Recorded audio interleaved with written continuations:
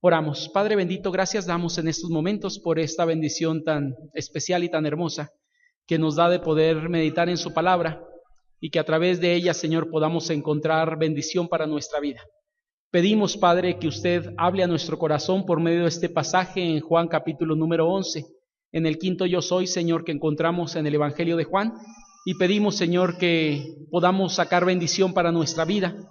Y Padre, sobre todo, Señor, que podamos conocerle el día de hoy mejor, que podamos saber quién es nuestro Señor Jesucristo, en quien creemos, y pedimos pues, Señor, que su palabra hable a nuestro corazón y edifique nuestras vidas. Padre, como cada ocasión que me permite compartir en algún lugar, pido, Señor, que usted nos lleve, Señor, a ministrarnos a través de su palabra y que sean gratos los dichos de mi boca y la meditación de mi corazón delante de usted y que esta sirva para edificar a su pueblo. En Cristo Jesús pedimos todo esto. Amén. Voy a invitarles, hermanos, a tomar su lugar ahí donde están. Y antes de continuar o seguir adelante por ahí, quisiéramos de alguna manera dar por ahí un saludo de parte de la iglesia donde estuvimos de alguna manera por ahí compartiendo. La semana pasada Dios nos llevó a la ciudad de Parral, Chihuahua, para compartir con la iglesia 30 años por ahí como iglesia establecida de alguna manera, y agradecemos a Dios porque nos permitió ir y regresar con bien. La iglesia, el pastor de la iglesia, su familia, mandan saludos por ahí a la congregación el día de hoy que nos estamos reunidos, y pues por ahí un saludo de esta iglesia, la iglesia Bethesda, que de alguna manera estuvimos por ahí compartiendo con ellos hace una semana. Entonces, de alguna manera voy a invitarles por ahí a ir al Evangelio de Juan y poder encontrar el quinto yo soy por ahí en el Evangelio de Juan capítulo número 11. Voy a invitarles, hermanos, a abrir la palabra de nuestro Dios y tener por ahí la palabra de Dios abierta en esta sección del Evangelio de Juan, porque en medio de ello encontraremos por ahí una bendición para nuestras vidas. La semana pasada por ahí el pastor Alton Méndez estuvo compartiendo en algún sentido por ahí la prédica de Yo soy el buen pastor en el capítulo número 10, que es un capítulo antes. Él no tocó la última sección porque no le dije, pero me permitió utilizarla el día de hoy porque Juan, aquellos que estuvieron la semana pasada, estuvieron leyendo por ahí en Juan capítulo 10 y dice por ahí que yo pongo mi vida y la vuelvo a tomar. De hecho, esto es parte de la introducción del capítulo 11, porque en el capítulo 11 encontraremos una sección bastante importante y determinante para ver quién era Jesucristo, que sería la resurrección de Lázaro. Todo el capítulo 11 de alguna forma va a narrar esto. Quiero meterme en el capítulo 11, pero a diferencia, hermanos, de ver la resurrección de Lázaro, me interesa más ver la parte central e importante del capítulo 11. Me parece a mí en la interpretación de un servidor de la palabra, que lo más importante del capítulo 11 no es la resurrección de Lázaro, sino es la declaración de Jesús en el verso 24 y verso 25 y 26, en particular 25 y 26, de quién es Jesús, porque Él manifiesta ahí: yo soy la resurrección y la vida. Vuelvo a decir, no demerito de alguna manera el milagro que nuestro Señor Jesucristo hace, pero la resurrección de Lázaro solamente comprueba lo que Él está diciendo: yo soy la resurrección y la vida. Por eso quisiera centrarme en algún momento o en este momento en esta porción de la Escritura. Aquí encontramos, como les decía hace un momento, el quinto yo soy, que le presenta o le permite manifestar quién era Jesús en ese momento. Él dice: yo soy la resurrección y la vida. Ahorita algunos de los cantos que teníamos dentro del programa normalmente los utilizamos más para el domingo de resurrección, que estamos como a 3 semanas más o menos de tener este domingo de resurrección del año 2019. Pero este tema de yo soy la resurrección a la vida me parece que no solamente apunta a la resurrección de Jesús, sino también apunta a lo que todo creyente en algún momento viviremos. Después de morir, el Señor resucitará nuestras vidas o nos regresará a la vida para vivir a toda la eternidad con Él. De hecho, el creyente no muere, solamente duerme en Cristo, porque se supone que su vida es eterna, y eterna para disfrutar la presencia de su Dios por toda la eternidad, precisamente al estar en su presencia ya. En este pasaje, hermanos, la prédica pasada, como dije ahorita, deja ver de alguna manera que Jesús tenía el poder sobre la muerte. De hecho, Él dice en aquel momento: yo tengo la capacidad para tomar mi vida o poner mi vida y volverla a tomar. Si leemos Juan 10, necesariamente yo creo que aquellos que leemos y conocemos un poco la Biblia, nos llevará de alguna forma al capítulo 11, hablando acerca de lo que es la resurrección y la vida. ¿Por qué razón? Porque nos muestra precisamente esta interesante declaración de nuestro Señor Jesús.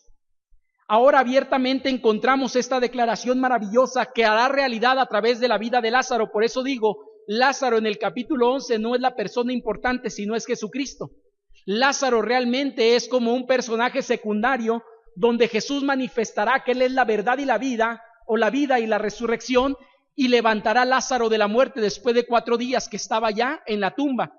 Posiblemente ya su cuerpo empezaba a descomponerse, por lo que entendemos 4 días de muerto, sin ninguna preparación del todo como hoy tal vez tenemos en muchas funerarias, y él se encuentra en ese momento ya enterrado, fue preparado, fue velado, y 4 días lleva ya en el sepulcro, pero Jesús va a hacer un milagro maravilloso. Vuelvo a decir, la resurrección de Lázaro me parece que es secundaria. Lo principal del pasaje es la declaración de Jesús, y esta prédica, hermanos, aplica para creyentes en principal o en particular, pero también si tal vez tú no tienes a Cristo el día de hoy, Dios te lleva el día de hoy a encontrarte con quien dijo: yo soy la resurrección y la vida, y el que esté muerto, el que cree en mí, vivirá a pesar de ello, no dice la Escritura. Te voy a invitar a ver por qué Jesús dice que Él es la resurrección y la vida, según encontramos aquí. Quiero invitarte por ahí, hoy en la prédica, hermano, solamente estaré compartiendo 2 puntos, normalmente utilizo 3 o hasta 4. El día de hoy, un servidor de verdad, toda la semana estuve orando, meditando, leyendo bastante la Escritura, y me fue un poco complicado estructurar, pero quiero compartirte lo que Dios compartió conmigo, porque digo, lo más importante no es la resurrección. Si yo hablara acerca de Lázaro, podría armar una prédica hasta de 5 puntos posiblemente, pero como quiero centrarme solamente en los versículos del 20 al 26 más o menos, realmente es un poco difícil poder estructurar por qué Jesús manifiesta ser la resurrección y la vida, pero encuentro por lo menos 2 cosas que quiero compartir contigo, que abarcarán parte del capítulo 11, pero en particular 2 enseñanzas que tendremos por ahí para compartir contigo. La primera de ellas, hermanos, quiero invitarte a leer del verso 21 al verso número 24. Me voy a permitir hacerlo y te voy a pedir que me sigas por ahí con tu vista. Y dice por ahí el capítulo 11 de Juan, versos del 21 al 24, dice así: y Marta dijo a Jesús: Señor, si hubieses estado aquí, mi hermano no habría muerto. Mas también sé ahora que todo lo que pidas a Dios, Dios te lo dará. Jesús le dijo: tu hermano resucitará. Marta le dijo: yo sé que resucitará en la resurrección en el día postrero. Ahora, la primera enseñanza, hermano, va a aparecer por ahí en pantalla. Y la primera enseñanza que quiero compartir contigo, ¿por qué Jesús dice ser la resurrección y la vida? La primera cosa que encuentro en el pasaje, en estos versículos, es porque en Jesús la muerte tiene solución. Aparece por ahí en pantalla. En Jesús la muerte tiene solución. Si tú le preguntaras a cualquier persona en este mundo qué es lo más complicado que él pudiera vivir, yo creo que todos concordaríamos con esto, que la muerte tal vez es lo peor que una persona puede enfrentar en su vida. Sabes, mucha gente puede tener enfermedades hoy en día, pero siempre y cuando la enfermedad esté presente, la persona tiene la posibilidad de seguir con vida. Esto lo manifiesta la Biblia y lo manifiestan también algunas frases que en algún momento en nuestro México se utilizan. No sé cuántos de ustedes han escuchado esto, pero mucha gente dice lo siguiente, que todo tiene solución excepto la muerte. Y yo quiero decirte algo antes de entrar a reflexionar un poco sobre esto. La muerte, dice la Biblia, que es algo relacionado directamente con el pecado del hombre. ¿Recuerdas en el huerto del Edén, cuando Dios le dice a Adán que si comiera del árbol que Dios le dijo no comería, en ese momento que comiera, ¿qué le dice? Ciertamente morirás. Por lo tanto, la muerte entra al mundo por causa de la desobediencia del hombre. Y si esta muerte entra por causa de la desobediencia del hombre, entonces toda persona en este mundo experimentaremos en algún momento la muerte. Puede ser que alguna persona no viva enfermedades muy fuertes, pero la muerte tarde o temprano llegará a su vida.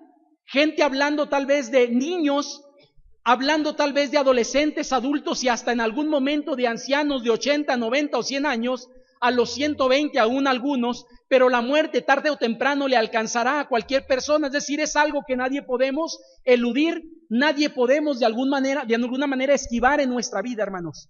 Por eso me parece que es un tema que para Jesús es importante. El problema mayor que todas las personas tendremos en el mundo es la muerte. Y no sé qué pienses tú de la muerte, pero a nadie nos gusta pensar en la muerte. Estos últimos días, hermanos, algunos hermanos dentro de la congregación han atravesado por familiares que han muerto. Hoy precisamente, por si alguno de ustedes no lo sabían, las cadenas de oración se han publicado de la iglesia, pero la hermana Marisela ayer por la tarde perdió a su mamá, están velándola aquí en Funerales Hernández. Si alguno de ustedes gusta ir a las 2:30, hay un culto que la iglesia, la sexta iglesia de aquí de Durango, las Bautistas, tienen por ahí de alguna manera en celebración por la vida de la hermana Felicitas, agradeciendo a Dios por la vida de ella a las 2:30. Pero vuelvo a decirte, todos atravesamos esto. La muerte es un proceso natural para todo el ser humano porque todos somos una raza caída. Es decir, la Escritura dice de alguna forma que la naturaleza del hombre fue corrompida con el pecado de Adán y toda la naturaleza del hombre está caída.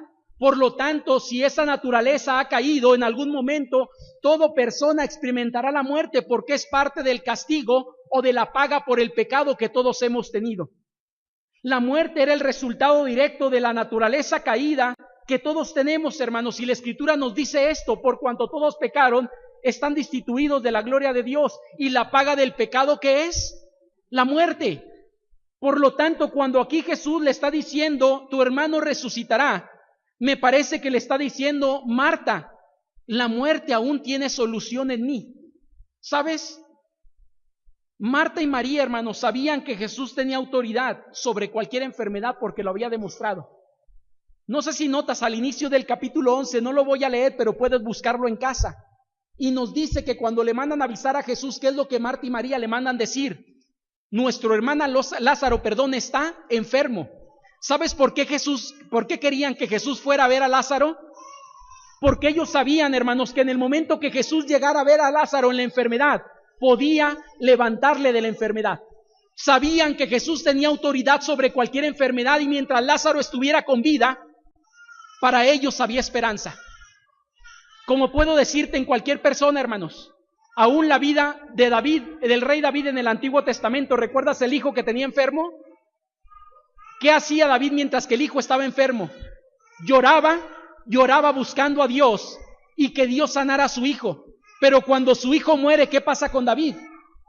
Deja de estar, hermanos, en ese estado porque él sabía que después de la muerte ya no podía hacer nada para regresarle a la vida en algún sentido.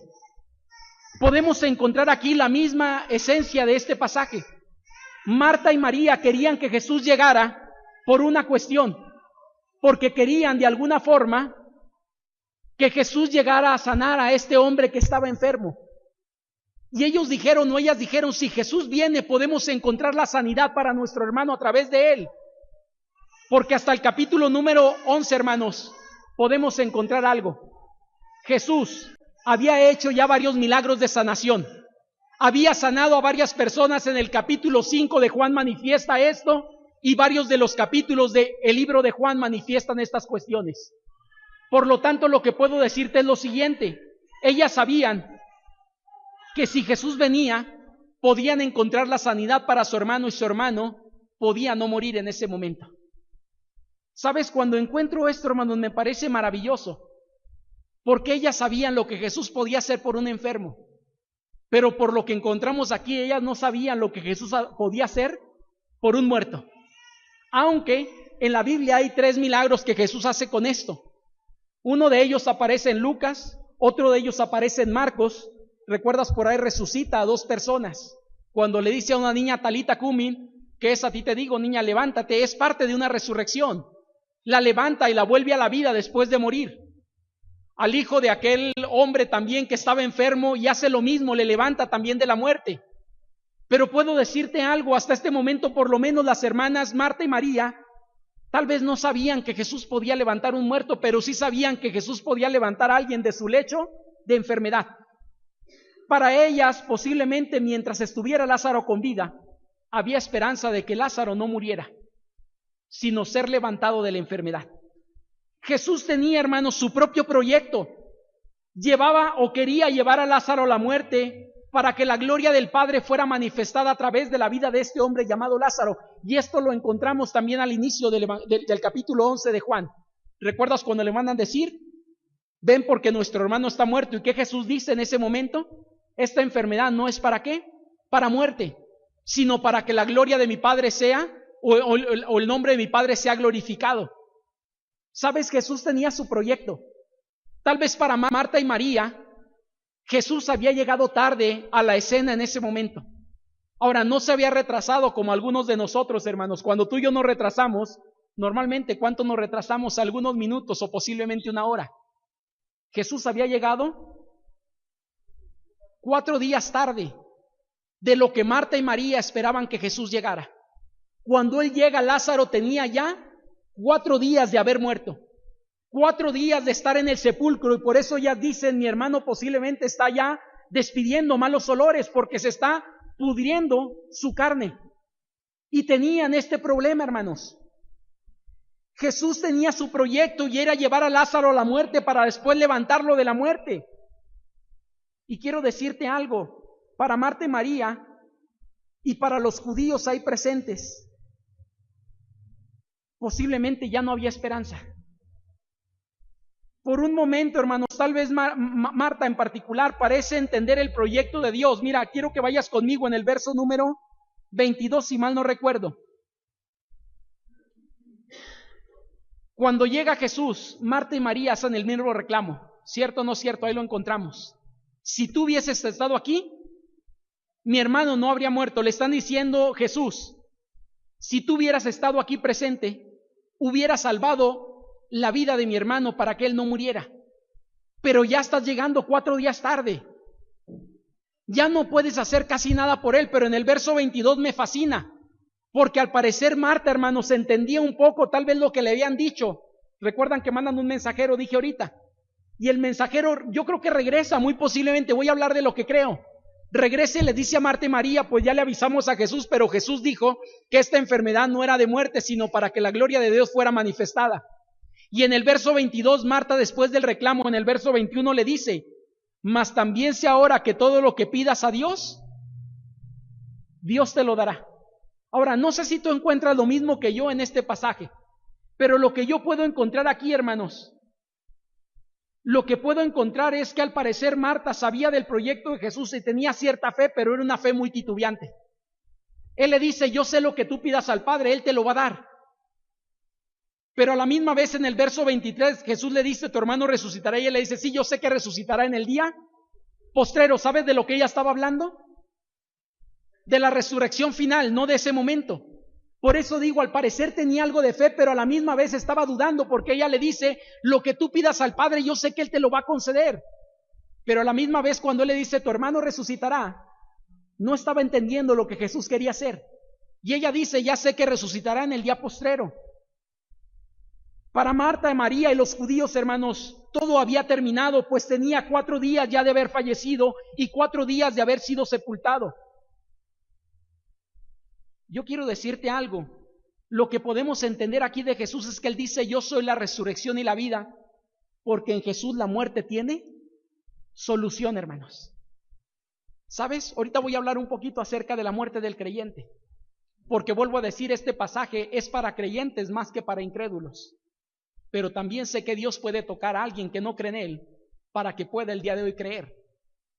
Puede encontrarse con Él, porque Dios está buscando a cada uno de aquellos que no han tenido una experiencia de salvación con Él. Y ¿sabes algo? El pasaje nos muestra que Jesús solo muestra la resurrección de Lázaro como un tipo de lo que sería futuro, hermanos. Por eso digo que la resurrección de Lázaro no es lo más importante. Esto solamente Jesús manifiesta y Él le dice, resucitará a tu hermano. ¿Y sabes por qué a Lázaro? Como un tipo de lo que vendría a ser el antitipo, que sería la resurrección que Jesús ha prometido a todos nosotros. Él levanta a Lázaro para decirnos a nosotros, yo tengo el poder sobre la muerte y la muerte no me ha vencido.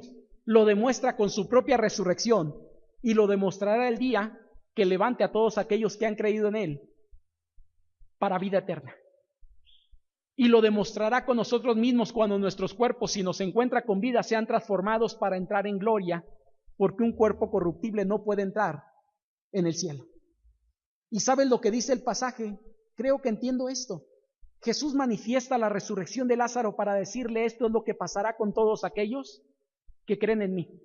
¿Por qué digo que la resurrección de Lázaro no es importante, hermanos, o no es tan importante? Porque Lázaro vuelve a la vida. Pero ¿qué crees que pasó con Lázaro después de volver a la vida? Algunos años después, la Biblia no nos narra la historia de Lázaro, pero estoy convencido de algo, que después de algún tiempo, pueden ser meses, pueden ser años, pueden ser decenas de años, Lázaro volvió a morir. Por eso digo, no es tan importante la resurrección de Lázaro como es tan importante la declaración de Jesús cuando Él dice: yo soy la resurrección y la vida. Hay una segunda cosa, hermanos, que quiero compartir con ustedes. Recordemos esto.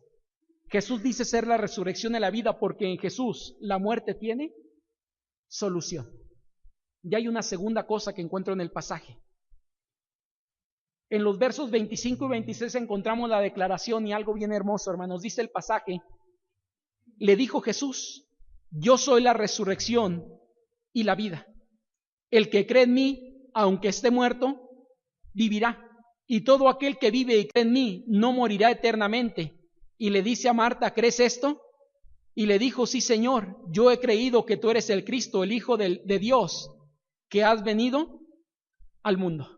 ¿Sabes? Esta parte a mí me fascina, hermanos. Quiero, antes de entrar al segundo punto, no voy a abrirlo todavía, pero quiero entrar con la declaración que Jesús hace. Y algo que me llama la atención es que Jesús no dice que Él trae la resurrección y la vida, sino que Él es la resurrección y la vida. ¿Sabes? Estas son dos cosas muy diferentes. Había habido hombres en la antigüedad que habían resucitado a algunas personas en algún momento cuando éstas mueren. Recuerdas que Elías y Eliseo fueron parte de ello.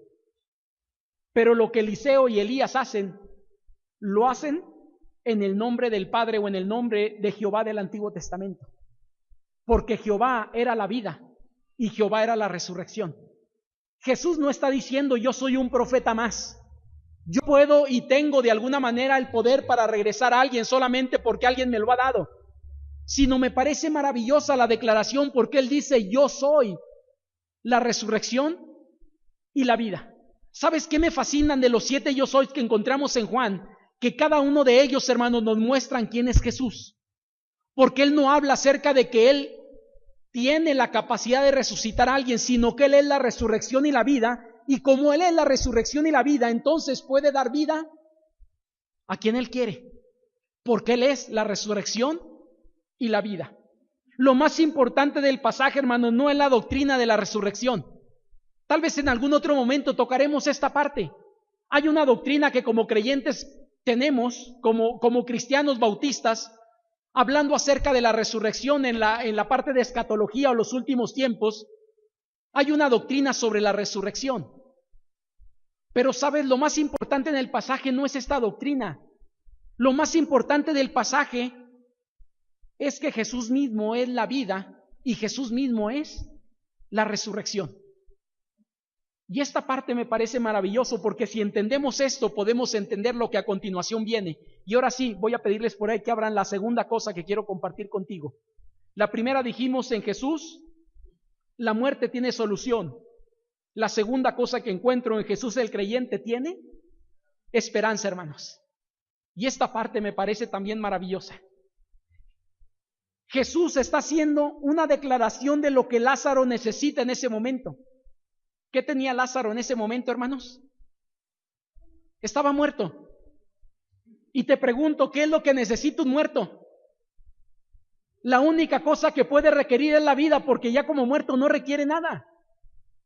Y en ese momento lo que Dios le está diciendo, Jesús le está diciendo a Lázaro: lo que tú necesitas, Lázaro, yo lo tengo, porque Él dice en el verso número 25: el que cree en mí, aunque esté muerto, vivirá. ¿Sabes a quién está haciendo alusión esta declaración, hermanos?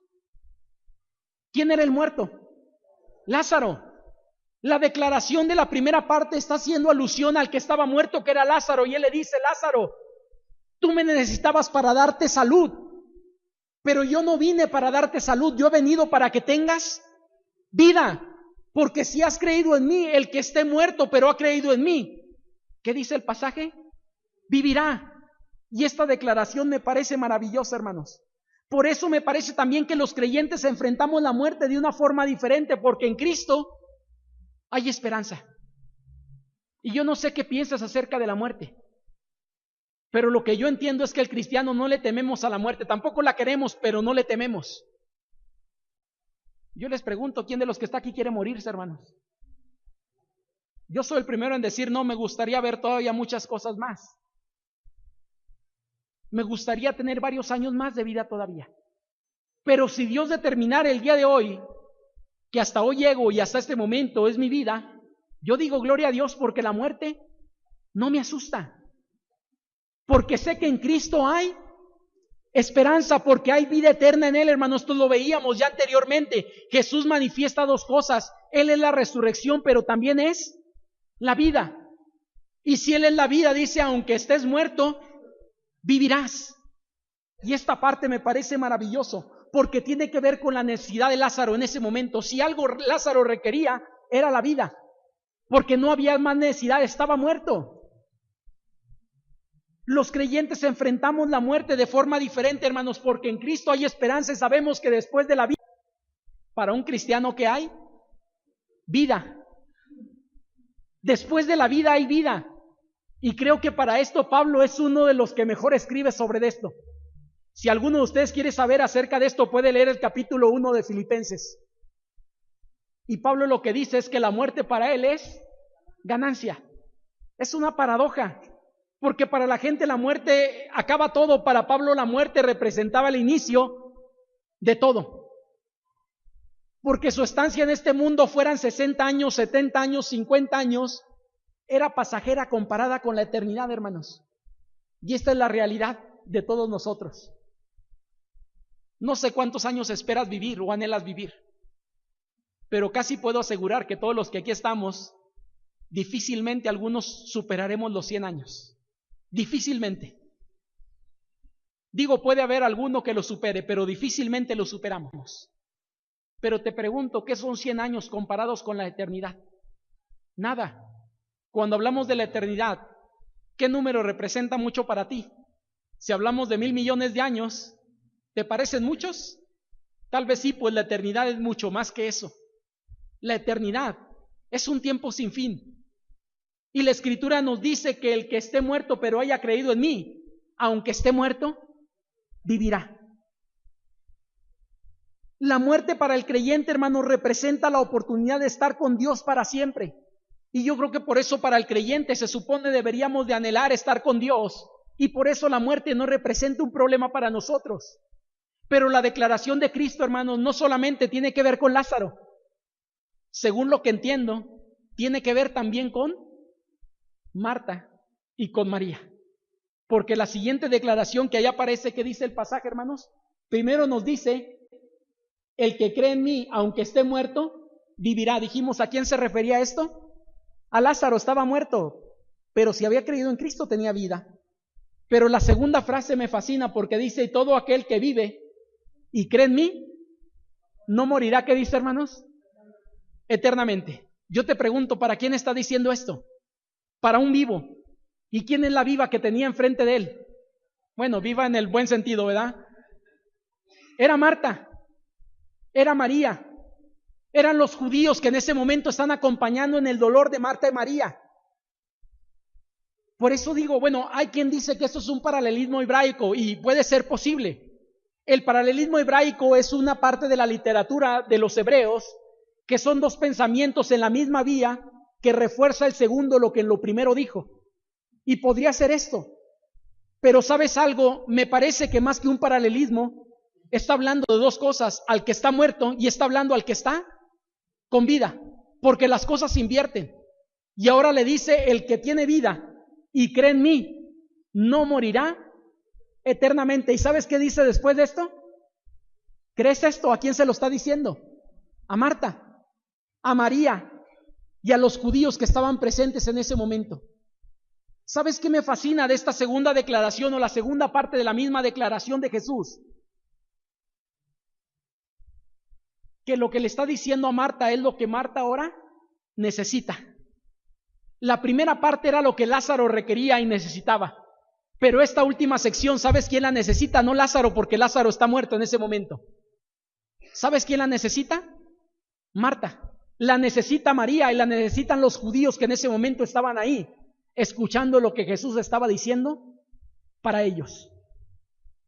La confianza de Marta no debía estar en el futuro, hermanos, sino debería de estar en el presente.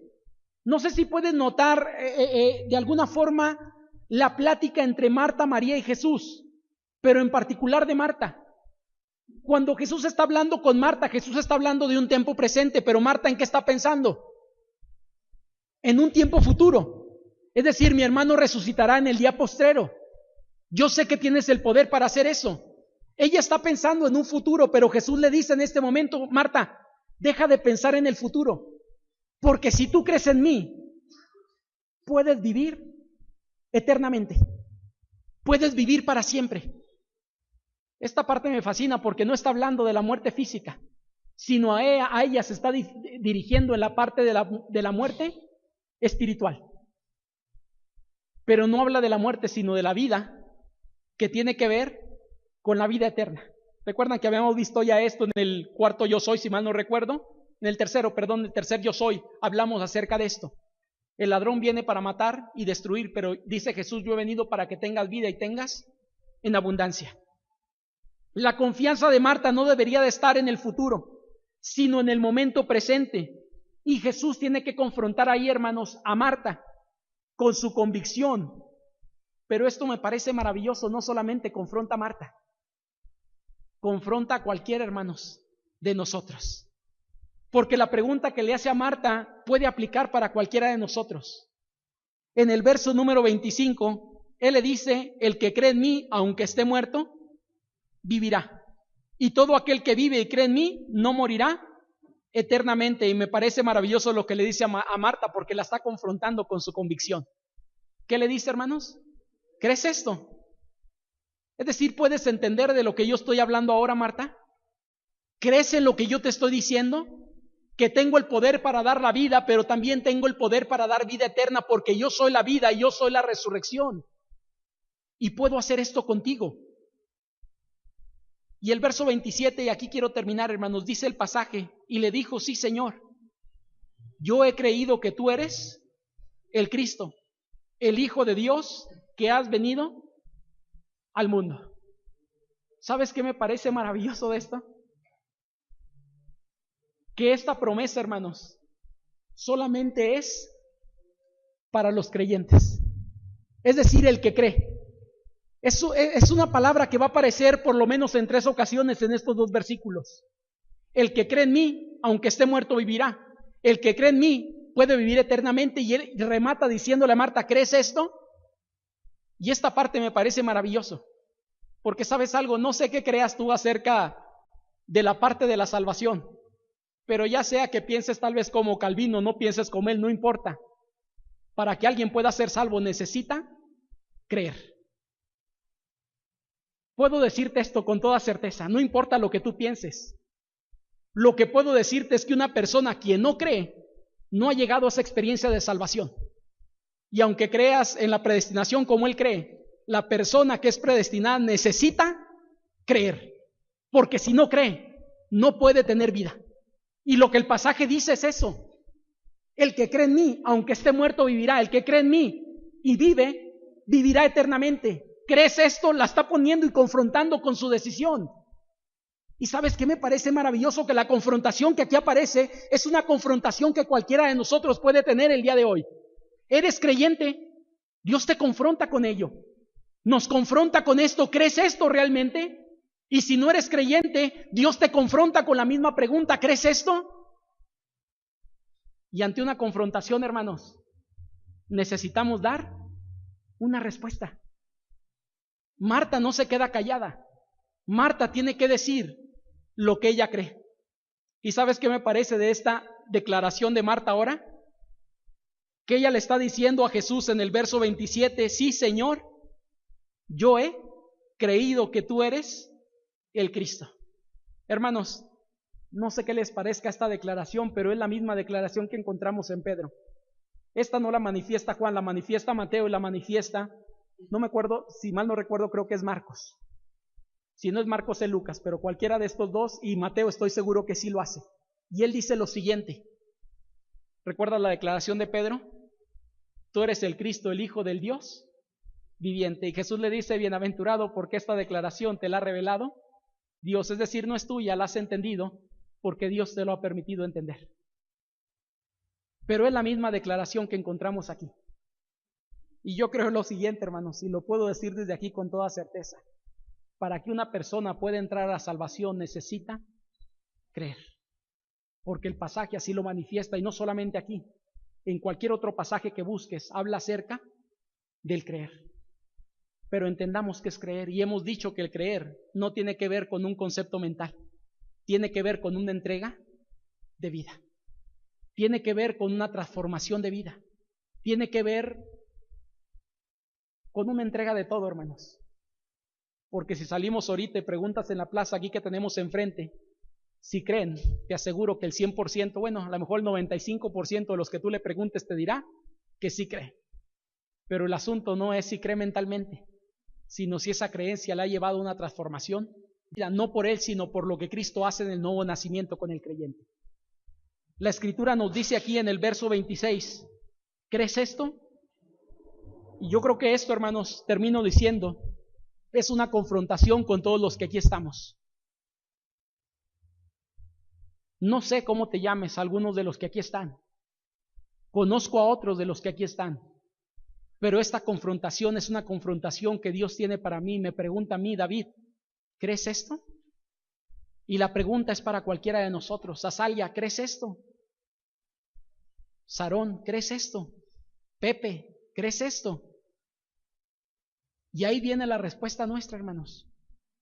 Y el pasaje nos dice que Marta dice, sí, Señor, he creído que tú eres el Cristo, el Hijo del Dios viviente. ¿Por qué quiero aclarar esto, hermanos? Porque vuelvo a decir, la esperanza es solamente para aquellos que han creído. Si no has creído, no hay esperanza para ti. Pero volvemos a hablar del concepto de creer. No es mentalmente, no es asentir solamente con la cabeza. ¿Quieres saber qué es creer? Leer los evangelios nos pueden llevar lo que es creer. Es una entrega completa ante Dios y dejar que Dios haga con nosotros lo que Él quiere hacer. Te invito a orar, hermano. Padre bendito, gracias damos, Señor, en estos momentos por su palabra, porque entendemos, Señor, que nuestro Señor Jesucristo no trajo la resurrección y la vida, sino Él es la resurrección y la vida. Gracias por esta declaración maravillosa, Señor, porque tal vez lo que para el hombre le es imposible, para usted, Señor, todo le ha hecho posible, de tal forma que la muerte parecería no tener remedio, Señor. Pero lo que encontramos en su palabra es que aún la propia muerte tiene solución, y la solución se encuentra en nuestro Señor Jesucristo.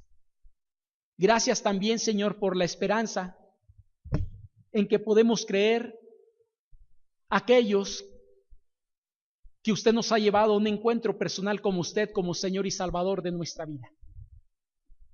Gracias, Señor, porque el día de hoy, aquellos que hemos experimentado esto, tenemos, Señor, esa esperanza y esa certeza. No por nosotros, sino por las declaraciones que en su palabra encontramos. Y una de ellas, Señor, aparece en este pasaje. Por aquellos que han muerto, Señor, y yo creo que todos los que aquí estamos tenemos algún familiar que ha partido ya de este mundo. Y si ese familiar, Señor, ha creído en usted, la palabra suya, Señor, es contundente y nos dice que el que esté muerto pero ha creído en usted, vivirá o está con vida. Y agradecemos, Señor, porque tal vez, aunque hemos pasado momentos difíciles en la partida de ellos, agradecemos, Padre, porque nuestro corazón es consolado de saber que están en su presencia para toda la eternidad, y que algún día, Señor, también nosotros anhelamos llegar a ese lugar donde podemos disfrutar de su presencia para toda la vida, para toda la eternidad. Pero también, Señor, gracias porque esta declaración no nos deja a nosotros sin esperanza, sino aquellos que hoy tenemos vida. Usted nos dice, Señor, que si creemos viviremos eternamente, Señor, viviremos para siempre. Y gracias, Señor, porque entendemos que esta vida física solamente es pasajera. Y esta vida pasajera que nos permite vivir en este lugar, en este mundo, por determinados años, nos da la oportunidad, Señor, de tener un encuentro personal con usted, de tal forma, Señor, que podamos llegar a tener vida eterna. Una eternidad en su presencia, disfrutando de su persona y disfrutando, Señor, de su presencia para siempre. Gracias, Señor, por lo que este pasaje nos muestra y nos alienta. Pero también pido, Señor, que si alguna persona que está aquí no ha creído todavía, y usted le ha traído, Señor, a este lugar, le ha traído con sus pies hasta este lugar, Señor, porque usted quiere encontrarse con él, Señor, con ella, le pedimos, Padre, que usted toque el corazón de esa persona, porque su palabra nos dice, Señor, que su Espíritu Santo es el único que puede convencer de justicia, juicio y pecado. Y pedimos, Señor, que usted haga la obra en esa persona y que pueda entender que hoy usted le ha traído para experimentar la salvación en su vida. Una salvación que hoy comienza, Señor, pero que es un caminar en ese creer día tras día ante su persona. Gracias, Señor, por lo que usted nos muestra en este pasaje y por la bendición que nos da de ver la resurrección de Lázaro también, Señor. Porque en medio de ello podemos entender, Señor, que solamente era una figura de lo que todos viviremos en algún momento porque hemos creído en usted. Gracias por todo en Cristo Jesús. Amén. ¿Sabes?